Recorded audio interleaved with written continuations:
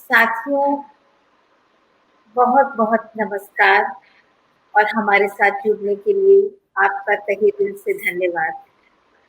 मैंने कई बार पहले भी कहा है कि आपका यूं साथ जुड़ना हमारा मनोबल बढ़ाता है और लगता है कि जो मुद्दे लेकर हम बात करना चाहते हैं उनमें इतने सारे छोटे छोटे तार तंतु जुड़े हुए हैं कि आप सब उसमें भागीदारी करते हैं उस पूरे विचार में। और जब सब लोग साथ मिलकर सोचते हैं और सोचेंगे तो निश्चय ही उससे कोई नए रास्ते भी हमारे लिए खुलेंगे। एक यात्रा स्त्री विमर्श ने तय कर ली है लगभग 30 साल से, और अब और भी उसमें कई तरह के विचार जुड़ने लगे हैं। आज मेरे साथ हैं प्रोफेसर रोहिणी अग्रवाल जी। मुझे याद है कि जिन दिनों अपना एमए एमफिल करने के दौरान 90 की शुरुआती दिनों में ही जब हम हंस कथा देश हंस खासतौर पे जब पढ़ते थे तो इसमें कुछ बहुत गंभीर आलोचनाएं रोहिणी जी की रहती थी और एक खास दृष्टि से वे रचनाओं का पाठ करती थी जो पहले की आलोचना से बिल्कुल अलग था।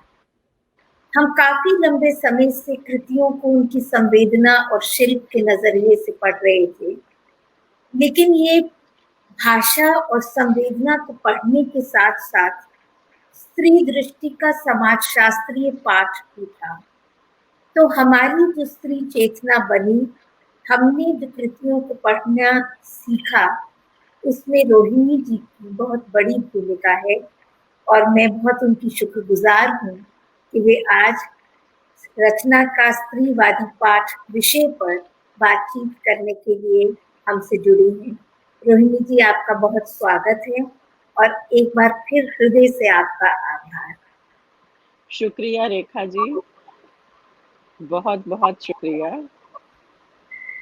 रोहिणी जी, मैं सबसे पहले आपसे यही पूछना चाहूंगी कि हमारे पास 3-4 शब्द हैं: स्त्री विमर्श, स्त्री चेतना, स्त्रीवाद और अब ये स्त्रीवादी पाठ। और फिर जिस तरह से हम श्रृंखला चला रहे हैं कि जेंडर की बात करने लगे अब हम, तो क्या आप इन सब में कोई अंतर करते हैं? स्त्री रचनाशीलता, स्त्री चेतना, स्त्रीवाद, स्त्री विमर्श, अगर ये 4 शब्द मैं कहूं तो आप इसे कैसे पढ़ती? आपका जो विषय है साहित्य और जेंडर, इसमें जेंडर शब्द ही मूल शब्द है, केंद्रीय स्थान वही घेरता है और ये चारों शब्द उससे निकले हुए हैं। जेंडर को पहले हम देखिए, जब जेंडर आज हम इसको देख रहे हैं कि जेंडर एक सोशल कंस्ट्रक्ट है, इस रूप में इसकी स्वीकृति हो गई है। लेकिन जब हम स्कूल में पढ़ते थे, बहुत पहले से हमारे पेरेंट्स भी, हमारे पूर्वज भी जब स्कूल में थे, तो जेंडर शब्द स्त्री और पुरुष दो लिंगों को बताने के लिए होता था, यानी जिसे हम आज सेक्स, बायोलॉजिकल सेक्स कहते हैं, जैविक संरचना स्त्री और पुरुष की दोनों की अलग अलग है। उन दोनों की अलग अलग संरचना समाज से मूल्य लेकर किस तरह से दोनों को समाज की दो अलग अलग इकाइयों में विभाजित कर रही है, वह जेंडर शब्द अपने आप में डिनोट करता है। और हम बड़े ढलने से यार जेंडर यानी स्त्री विमर्श एक सोशल कंस्ट्रक्ट है, जेंडर एक सोशल कंस्ट्रक्ट है, इस तरह की बात कह देते हैं। लेकिन हम यह नहीं जानते या हम जानबूझकर अलक्षित कर देते हैं अपने हर पाठ में कि जेंडर का सोशल कंस्ट्रक्शन, यह शब्द पहली बार 1955 में न्यूजीलैंड के मूल निवासी, जिन्होंने बाद में अमेरिका की नागरिकता स्वीकार कर ली थी, जॉन मने, उन्होंने 1955 में, वो एक सेक्सोलॉजिस्ट थे और 1955 में अपने पेशेंट्स के साथ बातचीत करते हुए उन्होंने इस शब्द को लिया कि सेक्स और जेंडर में बहुत फर्क है, और जिस तरह से हमने सामाजिक आचार संहिता को स्त्री और पुरुष दोनों पर आरोपित करके उनकी बायोलॉजिकल डिस्टिंक्शंस के अतिरिक्त उनके ऊपर स्टीरियोटाइप छवियां रख दी हैं, दरअसल वह स्त्री और पुरुष दोनों से उनकी मनुष्यता को छीन लेता है। तो यहाँ से जो जेंडर कंस्ट्रक्शन बना 1955 में जॉन मनी के साथ, वहां से हमारा स्त्री चेतना, स्त्रीवाद, स्त्री रचनाशीलता, और मैं एक और शब्द जोड़ना चाहूंगी, स्त्रीत्व, इनको लेकर एक जो अंतर हमें दिखाई पड़ रहा है उसे समझने की आवश्यकता है। ये जो जेंडर कंस्ट्रक्शन है यह निश्चित रूप से फेलोसेंट्रिक है। पुरुष का की लैंगिकता को केंद्र में रखकर ही निर्धारण किया जा रहा है, और हम इससे हमारे यहाँ नर को केंद्र में रखकर ही सारे शब्द बने हैं। नारी शब्द जो नर के अधीन है, लेकिन नर को रुचिकर है, क्योंकि नर उससे अपनी प्रजननशीलता, सृष्टि की प्रजननशीलता को बढ़ाता है, उसके माध्यम से संतति प्राप्त करता है, उसके माध्यम से वह अपने रति संबंधों के लिए एक पार्टनर तैयार करता है, स्त्री के माध्यम से वह अपने गृह कार्यों के लिए एक सहायता को अर्जित करता है। तो स्त्री को उसने अपनी पार्टनर के रूप में नर के अधीन नारी को उसने अपने साथ रखा, और इसी तरह से आज हम जिसे थर्ड जेंडर कहते हैं वह भी दरअसल पुरुष की उसी हेजीमनी, उसी वर्चस्ववादी सोच का शिकार है कि वह शब्द है किन्नर, किम नर, कैसा है यह नर भी है और यह नर जैसा भी नहीं है। यानी उसे लगा कि स्त्री तो पूरी तरह से उससे भिन्न है और उसके पूरक हो सकती है, उसके हितों की वो रक्षा और समवायिका हो सकती है, लेकिन यह किम नर, कैसा है यह नर, यह किन्नर कौन है? जो पुरुष जैसा भी दिखता है लेकिन पुरुष सरीखा भी नहीं है, जिसकी सेक्सुअलिटी स्त्री जैसी है लेकिन स्त्री जैसा सुख नहीं दे रहा है, जो पुरुष की तरह बलशाली है, तो उसे उसने हाशिए से बाहर धकेल दिया है।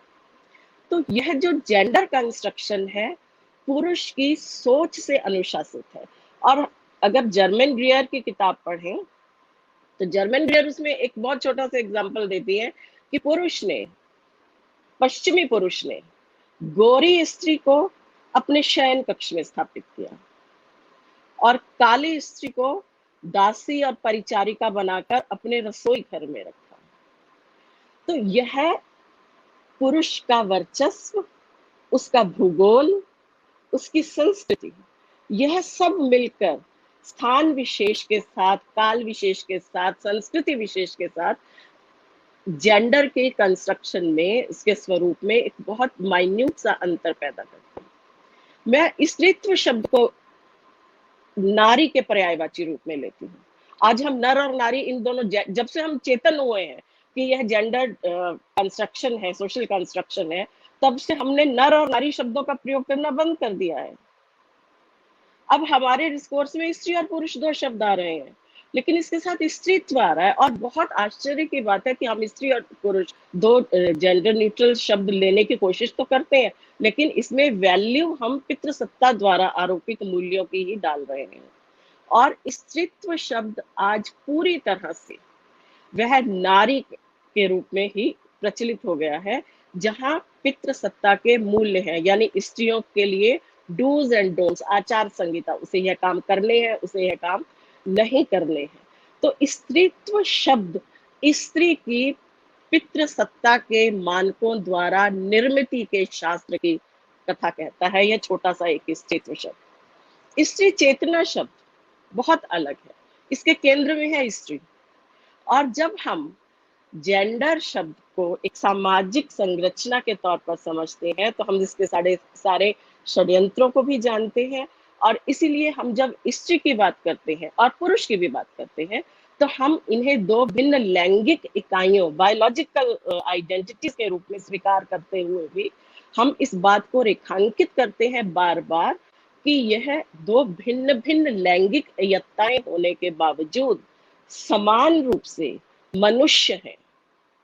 तो स्त्री शब्द में वह मनुष्य का भाव निहित है, पुरुष शब्द में भी स्त्रीत्व में मनुष्यत्व नहीं निहित है। जब हम स्त्री चेतना की बात करते हैं तो वह स्त्री मनुष्य द्वारा अपने समय को, परिवेश को, उसकी एंटायरिटी में, उसकी संपूर्णता में, समग्रता में समझने की एक बौद्धिक संवेदनात्मक प्रक्रिया को अर्जित करना, उसे अपना संस्कार बनाना और उसे अपना चिंतन बनाकर अपने समय में सकारात्मक हस्तक्षेप करने की कोशिश है। तो चेतना को मैं एक ऊर्ध्वमुखी मूल्य के रूप में लेती हूँ, जहां आपके सामने पितृसत्ता के षड्यंत्र तो जरूर होंगे, लेकिन उन षड्यंत्रों को पहचानने की तीक्ष्ण वेधक दृष्टि भी आपके पास होगी।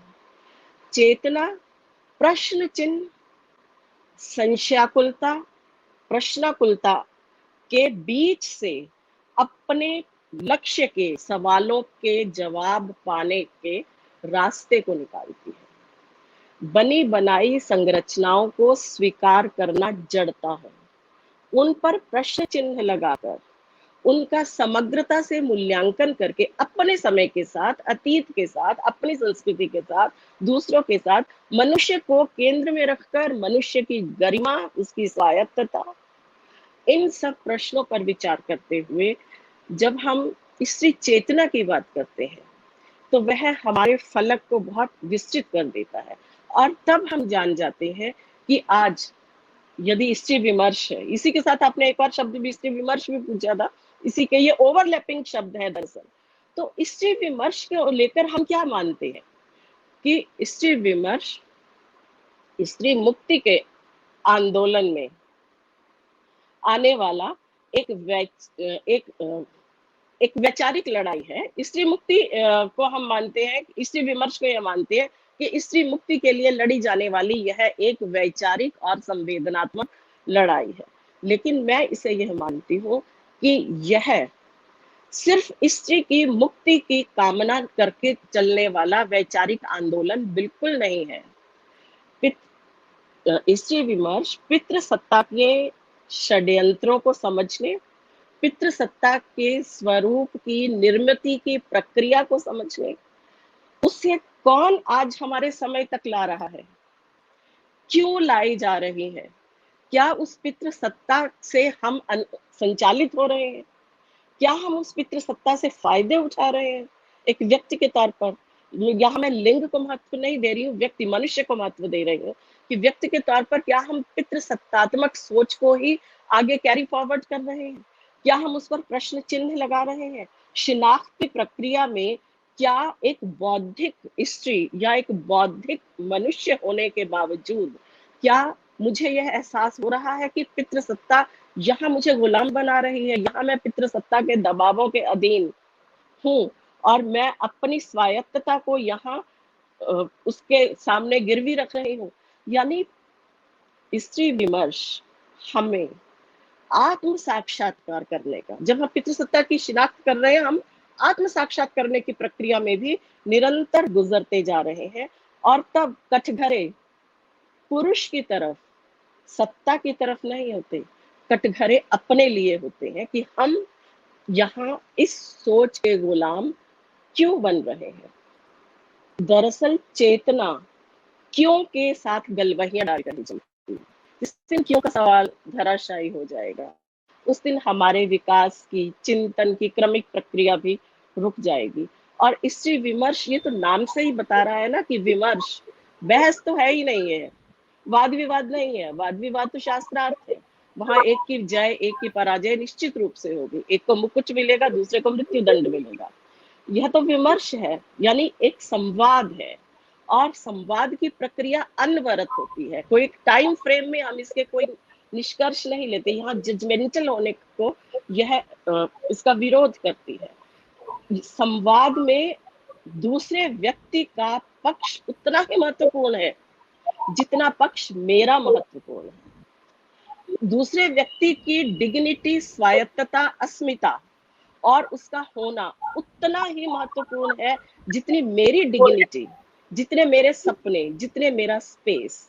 तो इस तरह से स्त्री विमर्श कहने को स्त्री के केंद्र में रखकर चलता है, लेकिन दरअसल पितृसत्ता की शिनाख्त करते हुए यह देखता है कि पितृसत्तात्मक व्यवस्था ने स्त्री और पुरुष दोनों को अपने मोहरे बना लिए हैं। दोनों पितृसत्ता से ताकत लेकर संचालित भी हो रहे हैं, दोनों पितृसत्ता के विक्टिम भी हैं। तो इसीलिए यह मनुष्य की मुक्ति के लिए लड़े जाने वाला एक साझा वैचारिक आंदोलन है। तो जब हम स्त्री को सेंटर में लाएंगे, हम पितृसत्ता द्वारा स्त्री और पुरुष के भीतर भरे गए स्टीरियोटाइप्ड रोल्स को अस्वीकार करते हैं। धन्यवाद रोहिणी जी, आपने बहुत कम समय में जितनी बारीकी से इन सारे टर्म्स को खोला है, वो उसके लिए बहुत बहुत आभार। मैं स्त्री विमर्श पर फिर से लौट कर आऊंगी, लेकिन उससे पहले मैं आपकी रचना यात्रा के बारे में कुछ बात करना चाहूंगी। जैसे मैंने कहा कि मुझे वो दौर याद है जब आपकी लिखी समीक्षाएं जब हंस में आती थी, और आपने 30 बरस का एक लंबा काम किया है रचना के स्त्रीवादी पाठ का। तो आप इस स्त्रीवादी पाठ को कैसे परिभाषित करेंगे? क्या है स्त्रीवादी पाठ? अभी एक शब्द रह गया था, स्त्रीवाद। तो मैं यहाँ मैं स्त्रीवादी पाठ को मैं इस शब्द को करेक्ट करना चाहूंगी। आप मेरी रचना प्रक्रिया के लिए पूछ रहे हैं, तो स्त्रीवादी पाठ शब्द से मुझे आपत्ति है, क्योंकि वाद हमें बांधता है।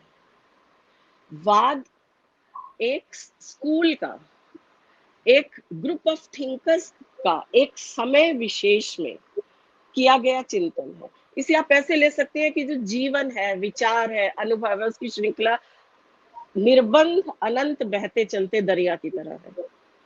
और वाद उस दरिया के किसी एक घाट पर खड़े होकर दरिया के प्रवाह को लेकर, अपने परिवेश को लेकर, अपने समय और अपनी दृष्टि से किया गया उस दरिया के प्रवाह का एक पाठ है जो कालाबद्ध है। तो वह उस घाट से परे हटते ही एक दूसरा घाट भी तो है ना, वहां उसी तरह के लोग उस पर अपनी टिप्पणियां दे रहे हैं। तो वाद हमारी सोच को स्पष्ट भी करता है, प्रखर भी करता है। वह हमें एक नजरिया देता है, एक समस्या विशेष को एक कोण से देखने का।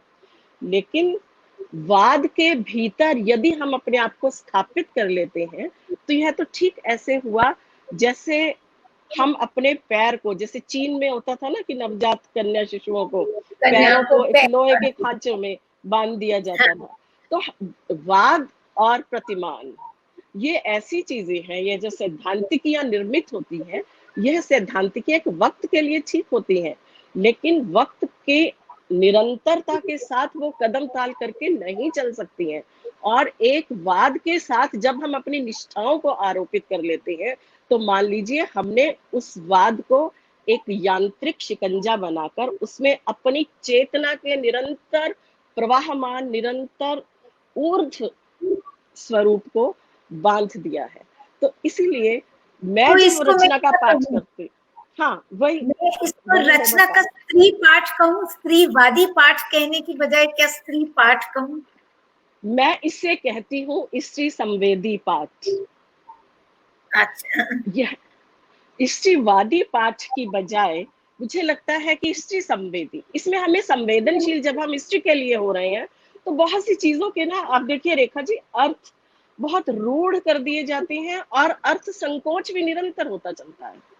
हम बहुत सालों से कह रहे हैं कि स्त्री मुक्ति, स्त्री विमर्श का अर्थ स्त्री की मुक्ति नहीं है। स्त्री विमर्श के केंद्र में सिर्फ स्त्री नहीं है, मनुष्य है। हम मनुष्य की मुक्ति की बात करते हैं। अकेले किसी स्त्री की या पुरुष की मुक्ति हो ही नहीं सकती, क्योंकि हम मिलजुल कर चलते हैं। हम तो सोशल एनिमल, इसीलिए तो कहा गया है ना, हमारी मुक्ति सभी के साथ हो सकती है। एक को बांधकर दूसरा व्यक्ति बहुत बड़ा धावक नहीं बन सकता है।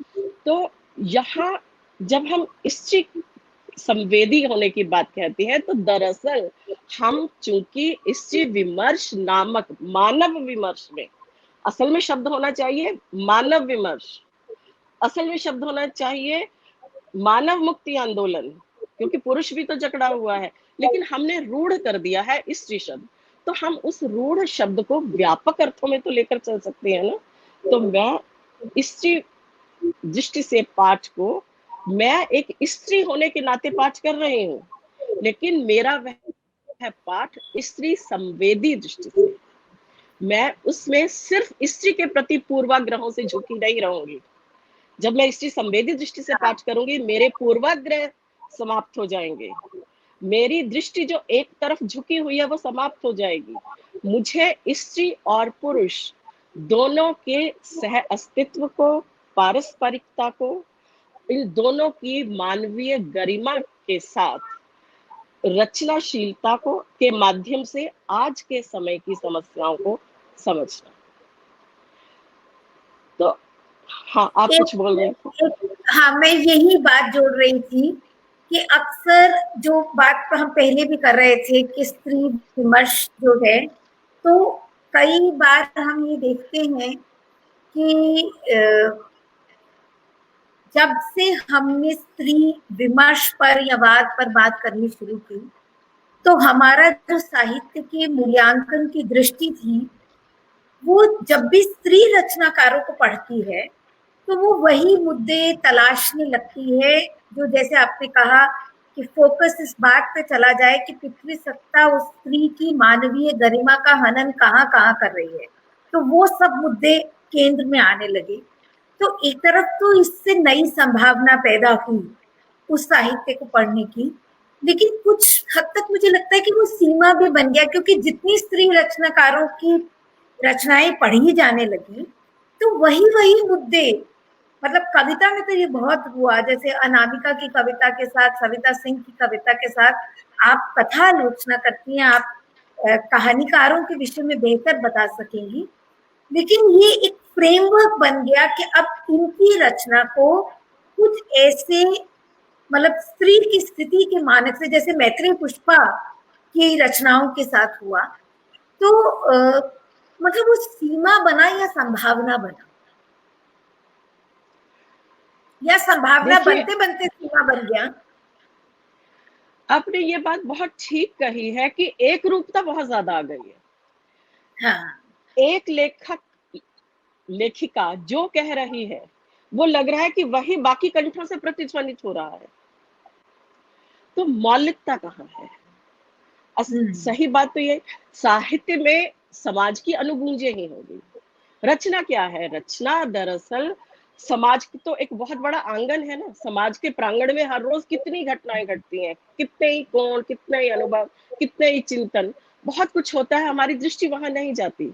लेकिन किसी एक दृष्टि द्वारा अपने अनुभवों को गूंथ कर जब एक रचना लिखी जाती है, तो वह समाज रूपी आंगन के एक कोने में हुई एक हलचल होती है। तो हम उस रचना के माध्यम से उस एक समस्या विशेष को एक व्यक्ति विशेष के कोण से देख लेते हैं। तो समस्याएं वही होंगी, लेकिन एक रूपता यदि आ रही है तो इसका अर्थ यह हुआ कि व्यक्ति, लेखिका का चिंतन, अनुभव, अंतर्दृष्टि और विजन, यह तो अभी परिपक्व नहीं हुए। रचना में तो ये सारी चीजें होती हैं। रचना ऐसा तो प्रोडक्ट ये भी तो हुआ कि अगर कुछ और था भी तो उसकी तरफ ध्यान नहीं दिलाया गया, ध्यान केवल इन्हीं बातों पर दिलाया गया। देखिए, ध्यान कौन दिलाएगा? हम यह मानकर चलते हैं कि बुद्धि, चाहे लेखक हो चाहे आलोचक हो, दोनों ही लेखक है। एक सर्जनात्मक लेखन कर रहा है, एक वैचारिक लेखन हो रहा है। हम लेखन को बदहवासी में शुरू की गई दौड़ को क्यों माने? हमारे पास क्या है ठोस बताने के लिए? हमारे अनुभव, आप देखिए, एक व्यक्ति के जो थंब इम्प्रेशन है वह दूसरे व्यक्ति से बिल्कुल अलग होता है। रचना तो एक सी है ना, अंगूठे तो सबके एक से हैं, पुतलियां सबकी एक सी हैं, लेकिन सब में एक विविधता है। उसी तरह से समाज एक है, परिवेश एक है, घटनाएं एक ही हमारे चारों तरफ घट रही हैं, लेकिन उन घटनाओं के साथ घात प्रतिघात करते हुए हमारी अपनी दृष्टि, मेरे अपने अनुभव, मेरे संवेदना का स्तर, मेरा कल्पना, मेरा उद्देश्य, लक्ष्य, मेरा विजन, मेरा परिवेश, मेरे संस्कार, मेरी शिक्षा, मेरे व्यक्तित्व की संरचना, अंतर्मुखी, बहिर्मुखी मेरा स्वभाव, बहुत से ऐसे घटक हैं जो उस एक घटना को ठीक उसी रूप में अभिव्यक्त होने नहीं देंगे। बहुत सी समानताओं के बावजूद एक विशिष्ट विशेषता होती है जो हमें रचनाकार को एक से दूसरे से अलगा देती है। स्त्री रचनाकारों की बात हम करते हैं एक अभियोग की मुद्रा में। आज जो पुरुष रचनाकार लिख रहे हैं, क्या वो विविध हैं? सवाल तो इस पर भी उठाना जाया जाना चाहिए ना। या मैं तो प्रेमचंद के समय में यदि लिखा जा रहा था तो वो क्या विविध था? सुदर्शन को पढ़े, विशंबरनाथ शर्मा कौशिक को पढ़े, प्रेमचंद को पढ़े, हम एक गहराई, एक स्तर की बात कर सकते हैं, लेकिन एक ही तो था ना सब कुछ। रीतिकालीन कवि वो सब एक सा ही तो लिख रहे थे। भक्ति काल में भी तो एक सी स्थापनाएं थी, लेकिन उसके बावजूद हम अपने कुछ स्तंभों को, कुछ महत्वपूर्ण हस्ताक्षरों को ढूंढ लेते हैं। तो मुझे ये लगता है कि जब स्त्री का रचना पाठ किया जाना चाहिए ना, किसी भी रचना का स्त्री संवेदी पाठ किया जाना चाहिए, तो उसके लिए बहुत जरूरी हो जाता है कि हमें ये मानकर चलना है कि लेखन, अध्ययन, ये दोनों बहुत सतही काम नहीं है। यह समय की छाती पर अपने हस्ताक्षर लिखना है। अब चाहे पाठक तो दोनों ही है, आलोचक भी पाठक है और रचनाकार भी पाठक है। रचनाकार जिंदगी को पढ़ता है, जिंदगी के साथ अपने एक संबंध को जीता है, अपनी कल्पना के माध्यम से, अपने व्याकुलता के माध्यम से, संवेदना के माध्यम से, और उसके समानांतर एक छोटा सा लोक रचता है। जब आलोचक रचना को पढ़ता है तो पाठक की भूमिका में तो वह आया ना। जैसे लेखक की सबसे पहली भूमिका पाठक की भूमिका है, फिर उसके बाद उसने जिंदगी को पढ़ने के बाद जिंदगी को आलोचना की, ऑब्जर्व करने के बाद उसकी आलोचना भी तो की ना। क्या है ये जिंदगी, क्यों है ये, मुझे क्यों तंग कर रही है, मैं इसको कैसे पुनर्सृजित कर सकता हूँ, मेरा बेहतर मनुष्य क्या होना चाहिए। तो वह उसका आलोचना पक्ष है, और उस आलोचना पक्ष को वह अपने किरदारों के माध्यम से, कुछ घटनाओं को फैलाकर वह एक लोक रचता है। आलोचक की रचना प्रक्रिया भी बिल्कुल यही है। मैं पाठक का गौरव सबसे पहले आलोचक को इस रूप में देती हूँ कि वह उस कृति विशेष को पढ़ता है, और उस कृति को पढ़ने के समानांतर वह अपने समय के परिवेश को भी पढ़ रहा है, जैसे कि रचनाकार ने पढ़ा है। तो वो दोनों को साथ साथ वो आलोचनात्मक दृष्टि से देख रहा है। लेखक ने ऐसा क्यों रचा, उसके भीतर कौन से दबाव थे, मैं इस समस्या को किस रूप में देख रहा हूँ, मेरे भीतर की क्या व्याकुलताएं हैं। तो वह अपना एक पाठ, मैंने बताया कि रचना जिंदगी के प्रांगण में रखा गया एक खिलौना है जिसे वो देख लेता है, आलोचक देखता है, पाठक देखता है, और उसके साथ अपना एक संबंध जोड़ता है। तो उस खिलौने के माध्यम से वो पूरे जिंदगी के फलक को देख रहा है, उस समस्या को लेकर। तो उसकी अपनी एक विशिष्ट राय जिंदगी के उस हिस्से को लेकर, उस समस्या सरोकार को लेकर है, साथ में वह रचना उसके सामने है। इन दोनों के साथ, द्वंद्व के साथ, अपने आप को वह उसके बीच में स्थित रखता है कि एक पाठक के तौर पर मैं क्या सोच रहा हूं। यह बिंदु दरअसल उसके आलोचना का बिंदु है, और उसके बाद जब वह आलोचना रचता है, जो आपने मेरा स्त्रीवादी पाठ कहा, स्त्री संवेदी पाठ कहा, तो मैं इस तरह से दोनों को देखने के बाद फिर देखती हूँ कि मुझे अब आगे अपने उस पाठ को इस रचना के माध्यम से कैसे अभिव्यक्त करना। तो मैं जो टूल्स जिसे कहा जाता है, वो टूल्स मैं सिर्फ दृष्टि को टूल होने का गौरव देती हूँ। मेरी दृष्टि में रचना को लिखना और रचना को पढ़ना, यह पूरी तरह से हमारी दृष्टि पर केंद्रित है और यह साधना है। और मैं इसे 2 हिस्सों में बाँटना चाहूँगी। जब कि आलोचना करते हुए जीवन की आलोचना या कृति की आलोचना। आपको 2 चीज़ों के भीतर अपने आप को स्थित रखना होगा। एक अंतर्दृष्टि और दूसरा विज़न। जब अंतर्दृष्टि की बात करते हैं, तो अंतर्दृष्टि मेरे हिसाब से वह अध्ययन, मनन, चिंतन, विश्लेषण और अपने आप को आलोचनात्मक दृष्टि से पढ़ने का एक संस्कार है, जिसमें हमें सीढ़ी दर सीढ़ी कुछ एक सोपानों का आरोहण करना होगा। सबसे पहले एक मनुष्य के तौर पर लेखक को, आलोचक को, पाठक को यह जानना होगा कि उसका नागरिक बोध क्या है, नागरिक चेतना क्या है। हम लोकतंत्र में हैं।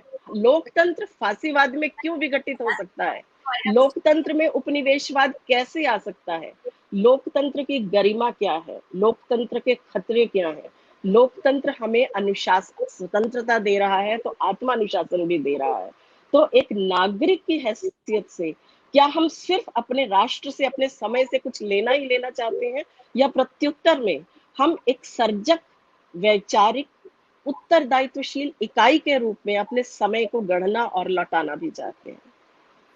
रोहिणी दूसरे जी, आपने बहुत, हाँ, कहिए कहिए। हाँ, मतलब मैं ये जो नागरिक बोध की आप बात कर रही हैं, उस पर मैं और आप शायद एक ही बिंदु पर है। काफी समय से स्त्री चेतना की बात करते हुए मैं इस बात पर लगातार बल दे रही हूँ कि अगर स्त्री को एक नागरिक के रूप में देखा जाएगा, तो क्या उसको देखने का नजरिया और रचना को देखने का नजरिया बदल जाएगा। बिल्कुल, यही यही मैं आगे ये बात कर रही हूँ कि सबसे पहले हमें नागरिक को, जब हम नागरिक के तौर पर देखेंगे, जेंडर कंस्ट्रक्ट्स हमारे सामने बेमानी हो जाएंगे। जी, हम बिल्कुल। इसीलिए मैंने सबसे पहले बात नागरिक बोध की ही की कि रचना को पढ़ने के लिए, समय को पढ़ने के लिए, रचना एक साहित्यिक रचना नहीं, मैं तो कहती हूँ जिंदगी ही एक बहुत बड़ी रचना है। हम जिंदगी को पढ़ेंगे तभी तो हम अपने आप को भी जानेंगे, हम कहाँ स्थित है, और साहित्य को, कला को जानने का संस्कार भी हमारे भीतर आएगा। तो नागरिक चेतना हमें एक मनुष्य के रूप में अपने पर विश्वास करना और अपने से इतर, चाहे वो लिंग की दृष्टि से, धर्म की दृष्टि से, जाति की दृष्टि से, रंग की दृष्टि से, कितने ही भेद जो हमने बनाए हुए हैं, वो तो मनुष्य द्वारा निर्मित भेद है ना, वो सारे भेद नष्ट हो जाते हैं। जो मैंने आपसे अभी कहा ना कि जब हम नागरिक चेतना की बात करते हैं और लोकतंत्र की, हम लोकतंत्र के नागरिक हैं, जी, तो बिल्कुल। लोकतंत्र हमें निरंतर विकसनशील चेतना का रूप दे रहा है, क्योंकि वह हमें अभिव्यक्ति की स्वतंत्रता दे रहा है, वह हमें स्वायत्तता दे रहा है, वह हमें आत्मानुशासन की एक बड़ी बृहद जिम्मेदारी दे रहा है। तो इसी तो के ये साथ जो आपने स्त्री चेतना की बात जिस तरह से आप कर रही हैं, तो ये एक बिल्कुल जैसे आप कह रही हैं कि नागरिकता बोध, मानव मुक्ति का प्रयास, तो यानी ये जो दृष्टि है, मतलब रचना को पढ़ने की दृष्टि, अंतर्दृष्टि और विजन, दोनों आपने जो शब्द दिए, तो ये तो अपने आप में टूल्स है ना, किसी भी रचना को पढ़ने के यही टूल्स है, हैं। यही चाहे मैं वो, बता रही हूँ। चाहे आप स्त्री का लिखा पढ़ें या पुरुष का लिखा पढ़ें, बिल्कुल, तो जिस बिल्कुल। स्त्री संबोधी पाठ की आप बात कर रही हैं, तो ये तो सवाल नहीं है कि जो पुरुष रचनाकार हैं, उनके लिखे का, उनके सृजन का अध्ययन जेंडर के प्रति उनकी कितनी संवेदनशीलता है, इस आधार पर नहीं किया जा सकता। जो आपने लंबी परंपरा गिनाई कि प्रेमचंद से शुरू करके और आज तक जो आती है, तो निश्चित तौर पर प्रेमचंद के साहित्य को भी जेंडर के प्रति उसकी संवेदनशीलता के नजरिए से पढ़ा जा सकता है, उनके स्त्री पात्रों को देखा जा सकता है। तो आप मतलब यही जो टूल आप कह रही हैं, ये आलोचना में कितना महत्वपूर्ण है। यही टूल्स मैं ये बता रही हूँ कि ये टूल्स मेरे लेखक के तौर पर मेरा प्रस्थान बिंदु है, जी। यही मेरा लक्ष्य है, यही मेरी आंख है और यही मेरा पंख है। क्योंकि दृष्टि क्या है, मैं ये कहती हूँ कि मेरे पास यदि पंख है तो मैं रेंग कर क्यों चलूं, और पंख है दृष्टि। और दृष्टि का आरोपण, मुझे किसी दूसरे से बैसाखियां लेकर नहीं चलना है। दृष्टि मेरी अपनी है, वो मैंने अर्जित की है। और जब मैं ये कहती हूँ कि चिंतन मनन अंतर्दृष्टि, यह चिंतन मनन अध्ययन विश्लेषण और आत्म साक्षात्कार इसे संभव बनाती है। तो दूसरा इसका महत्वपूर्ण पड़ाव है अस्मिता बोध, अस्मिता की चेतना, जी, अस्मिता बोध। बिल्कुल, बिल्कुल। अस्मिता, किसकी अस्मिता? जेंडर की अस्मिता नहीं, मनुष्य की अस्मिता। मैं एक स्त्री हूं, लेकिन मैं अपने स्त्री होने को बिल्कुल नहीं नकार सकती, क्योंकि मेरे बोध को, मेरे अनुभव को, मेरे संस्कार को, मेरे परिवेश को मेरे जेंडर ने निर्मित किया है।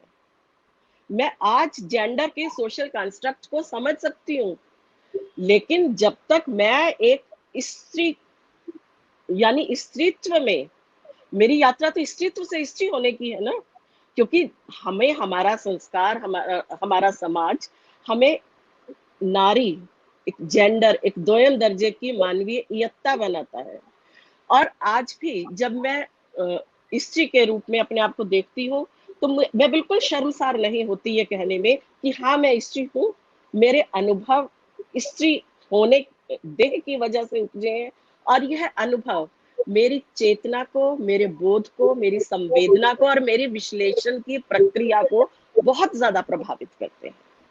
बहुत से शब्द ऐसे हैं जो मेरे भीतर आज भी भय की सृष्टि करते हैं, जबकि वो आज मेरा अपना सच नहीं है।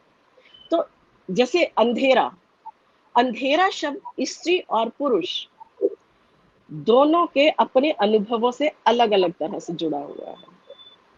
अंधेरा मेरे भीतर, अंधेरा, निर्जनता और 4-5 युवकों की टोली, वह मेरे भीतर जिस तरह का भय का बोध पैदा करेगी, वह बोध शायद मेरे पति या मेरे पुत्र में पैदा नहीं करेगा। तो मेरे स्त्री अनुभव मेरी रचनाशीलता को प्रभावित करने वाले बहुत बड़े घटक हैं। और जब आलोचक के तौर पर, पाठक के तौर पर मैं समाज का और रचनाओं का पाठ करती हूँ, तो मैं यह अपेक्षा करती हूँ कि क्या रचनाकार ने अपने पुरुषत्व को तिरोहित करके मनुष्य की अस्मिता को पकड़ा है। जी, स्त्री को अपनी स्त्रीत्व को तिरोहित करना है, तो पुरुष को अपने पुरुषत्व को भी तिरोहित करना है। इसलिए मैं इसे साधना की बात कहती हूँ कि क्या हमने मुझे निश्चित रूप से जेंडर न्यूट्रल होने का एक संस्कार अपने भीतर अर्जित किया है।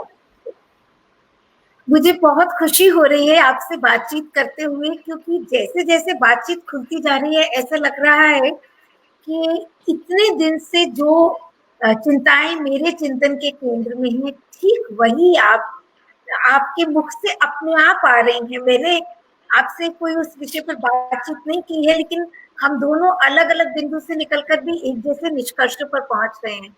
और मुझे इस बात की भी बहुत खुशी है कि कल हम दलित अस्मिता पर बात कर रहे थे। तो बहुत सारे सवाल आ रहे थे कि अस्मिता बोध पे, ये जो अस्मिता मूलक विमर्श की भी बात थी, लेकिन जिस तरह से आपने अस्मिता के दायरे को व्यापक करने की बात की है, क्योंकि अब ये भी बहुत हो गया कि भाई अब ये आइडेंटिटी डिस्कोर्स बहुत हो गया, बहुत आपने इस पर बातचीत कर ली, अब आप कोई और बात कीजिए, या ये मेरे संघर्ष का हिस्सा नहीं है, ये सिर्फ एक वर्ग विशेष के संघर्ष का हिस्सा है। तो इस तरह अस्मिता के आधार पर जो वर्गीकरण हो गए थे, तो उसको एक ऐसे भी देखा जा रहा था कि उसका निषेध किया जाना चाहिए, लेकिन जिस तरह से आपने अस्मिता को भी परिभाषित किया और उसे मानवीय अस्मिता बोध से जोड़ा, और किस तरह से फिर उसमें अस्मिताएं इंटरप्ले करती हैं, साथ साथ आ जाती हैं,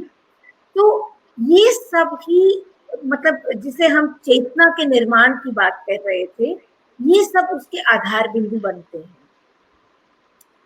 तो आप मुझे कोई खास उदाहरण से ये बता सकती हैं कि जब आप अपनी नजर से एक पुरुष रचनाकार के लिखे को पढ़ रही थी और एक स्त्री के लिखे को पढ़ रही थी, तो एक ही समय, एक ही परिवेश, एक ही समाज का हिस्सा होते हुए आपको कोई दो ऐसा ऐसा दिखाई पड़ा कि इन दोनों के कंसर्न्स एक दूसरे से कैसे अलग हो गए। हाँ, ज़रूर इस कभी पर हम ऐसा बात हुआ? करते हैं। पहले मैं आपकी उस बात का जवाब देती हूँ, इस पर हम बात करते हैं। ये मेरा बहुत प्रिय विषय और मेरी सारा रचनाशीलता इसी पर ही है, साहित्य के माध्यम से ही स्त्री विमर्श को अपनी दृष्टि से समझना। जब ये लोग ये कहते हैं कि बहुत हो गया अस्मिता विमर्श, अब इसमें जी, कुछ नया नहीं जी। है, अब इसे छोड़ दिया जाना चाहिए, तो हमें यह मान लेना चाहिए कि हम चेतना के पहले धरातल पर भी नहीं पहुंचे हैं। क्या समाज में यौन शोषण खत्म हो गया है? क्या दलितों पर अत्याचार अनाचार खत्म हो गया है? क्या अल्पसंख्यक अपने आप को महफूज समझ रहे हैं?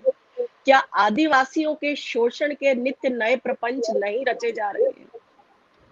तो क्या चीज खत्म हुई? क्या अभी ये चार प्रमुख स्वर ये अपना दाय अपना न्याय मांग रहे हैं, मुखर होकर प्रखर होकर एक सकारात्मक सोच के साथ?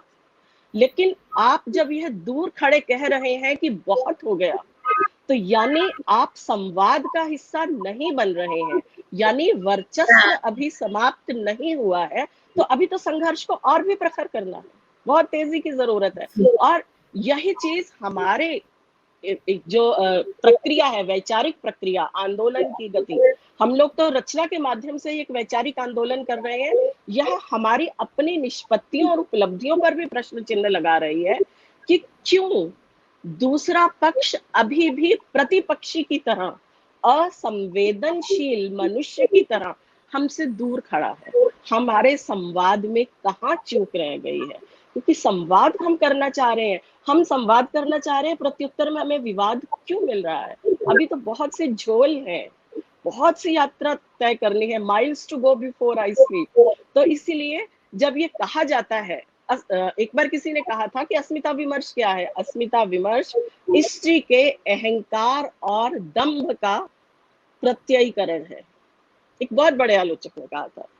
लेकिन मैंने तब ये जवाब दिया था अपने वक्तव्य में कि यह स्त्री के अहम का प्रत्ययीकरण प्रदर्शीकरण नहीं है, यह पुरुष सत्ता के, मैं पुरुष शब्द का इस्तेमाल भी नहीं कर सकती, वो बेचारा है, वो भी स्त्री की तरह वो भी तड़फड़ा रहा है, बस उसे पता नहीं है, वो तो और भी ज्यादा भूला भटका हुआ है।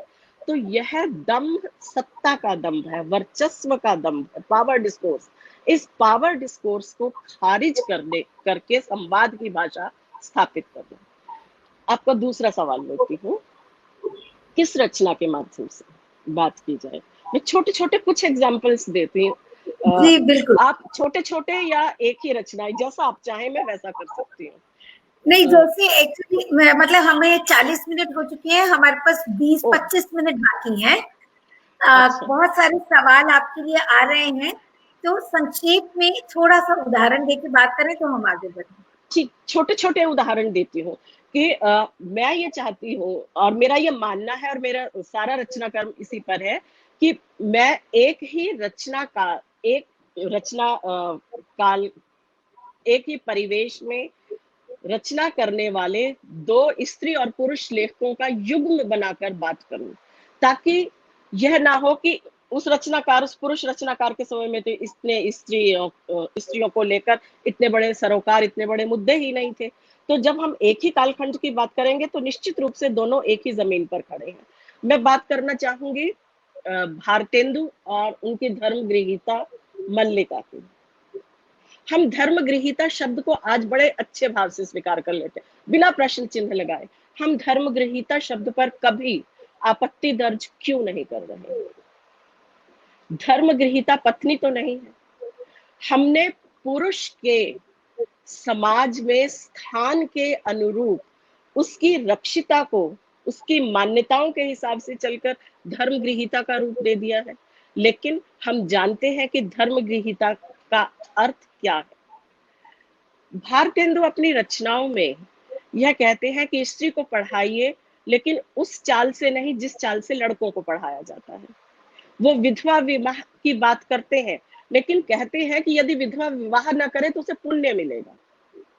लेकिन मल्लिका उन्हीं की सहचरी, उन्हीं की रक्षिता, वह अपना एकमात्र छोटा सा उपन्यास लिखती है कुमुदनी, जो अलक्षित हुआ और बहुत बाद में कथा देश में 2007 में प्रकाशित हुआ, जो कि 1877 में उन्होंने लिखा।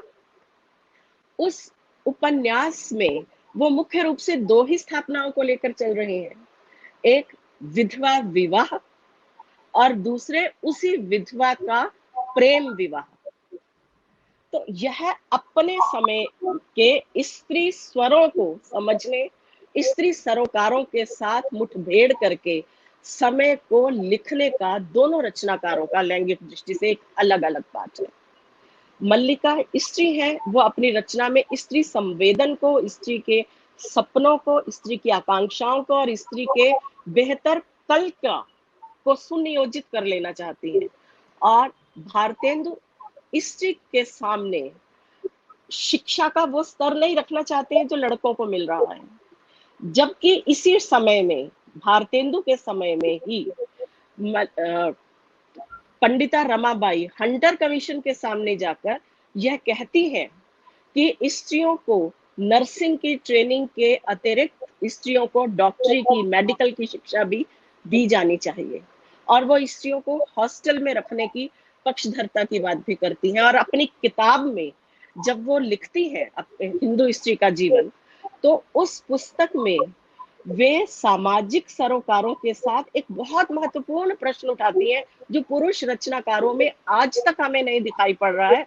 125 साल गुजर जाने के बावजूद वे मनुस्मृति के वर्चस्व को, उसकी उपादेयता को, उसकी वैधता को खरे खरे शब्दों में चुनौती देती है। वो ये कहती है कि मनुस्मृति का पाठ, मनुस्मृति की रचना दरअसल पितृसत्तात्मक व्यवस्था के षड्यंत्रों को इम्प्लीमेंट करने के लिए रची गई है। और वो सारे श्लोकों का उदाहरण देकर वो बता रही हैं कि किस तरह से स्त्री को चरागाह, स्त्री को हरे भरे खेतों के रूप में प्रस्तुत किया गया है और पुरुष को चरागाह, किस तरह से पुरुष को बहुविवाह की अनुमति है, स्त्री को नहीं। स्त्री की पराधीनता के शास्त्र के रूप में वो ये कहती है कि यदि कुछ एक लोगों से मुझे घृणा करनी है तो मैं सबसे ज्यादा घृणा मनु महाराज से करूंगी। यह अपने समय का स्त्री द्वारा रचा गया एक क्रांतिकारी पाठ है, जो उनके समय का पुरुष नहीं कर पा रहा है। यह परंपरा हमें आगे जाती दिखाई पड़ रही है। मैं हिंदी में आऊं तो एक ही टाइम फ्रेम में हमें दो रचनाएं दिखाई पड़ती हैं। भाग्यवती, जिसे श्रद्धाराम फिल्लौरी पुरुष ने लिखा, और सीमंतनी उपदेश, जिसे अज्ञात हिंदू महिला ने लिखा, यानी महिला का कोई नाम ही नहीं था। तो उस रचना में, भाग्यवती में, एक स्त्री की सती के रूप में प्रतिष्ठा कराई गई है। एक स्त्री स्वावलंबी तो होनी चाहिए, एक अच्छी पत्नी होनी चाहिए, एक अच्छी गृहिणी होनी चाहिए, लेकिन इस सब के मूल में जो मूल्य है वह पितृसत्ता के मूल्य है। वह स्त्री के भीतर के सतीत्व को, उसकी चेतना को सतीत्व पर केंद्रित करने और सतीत्व को उसकी जिंदगी का संचालक बिंदु बनाने के लिए ये सारी की सारी कवायदें की गई हैं।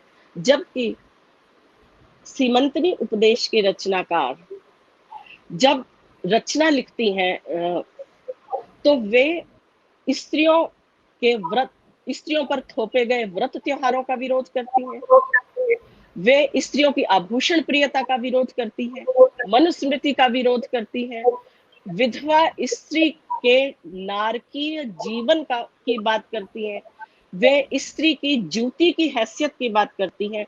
और वे बहुत पहले भारत में ही, पश्चिम से आयातित नहीं है कि स्त्री विवाह संस्था का विरोध कर रही है। सीमंतनी उपदेश की रचयिता पहली बार विवाह संस्था का विरोध करती है। वो कहती है कि पहला विवाह तुम अपनी मर्जी से नहीं कर सकती थी, विधवाओं को संबोधित करते हुए कहती है, लेकिन दूसरा विवाह तुम ना करो क्योंकि यह गुलामी को तुम्हारे भाग्य में, नियति में लिख देता है। तो इस तरह से अगर मैं जैनेन्द्र पर लौटूं, थोड़ा आगे चलें, तो जैनेन्द्र के समय में ही सुभद्रा कुमारी चौहान थी। स्त्री और पुरुष की दृष्टि में किस तरह से अंतर है।